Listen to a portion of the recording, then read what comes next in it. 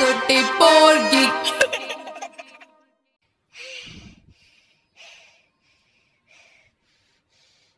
एवढा म्हणजे दम लागलाय ना मला. मी सकाळपासून म्हणजे मी आणि मॉन्टी गच्चीवरच आहे.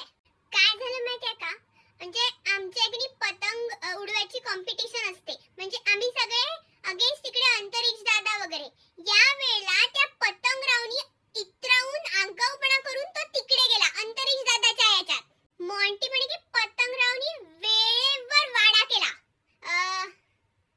राडा केला. पतंगरावनी वेळेवर राडा केला आणि आम्हाला धोका देऊन तो तिकडे अंतरिक्ष दादाच्या ग्रुप मध्ये गेला.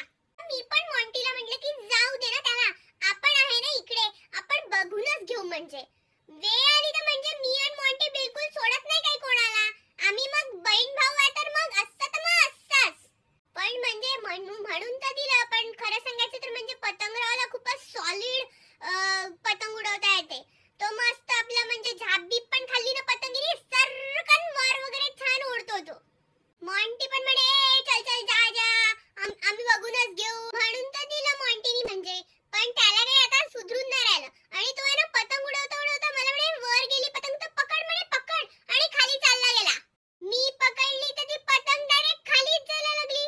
मी मॉन्टीला आवाज दिला, मी पाहिलं ना असं गच्चीवरून तर खाली तिळगुळाचा लाडू खात होता. आजी म्हणते ना तसा हावरेटच आहे हा मॉन्टी. असं कोणी करतं का?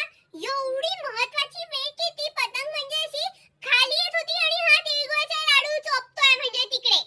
मॉन्टी म्हणे की पतंगरावनी आपल्या पाठीत छुरा घोपलाय म्हणे. म्हणजे मला तर काही दिसला नाही छुरा घोपलेला वगैरे.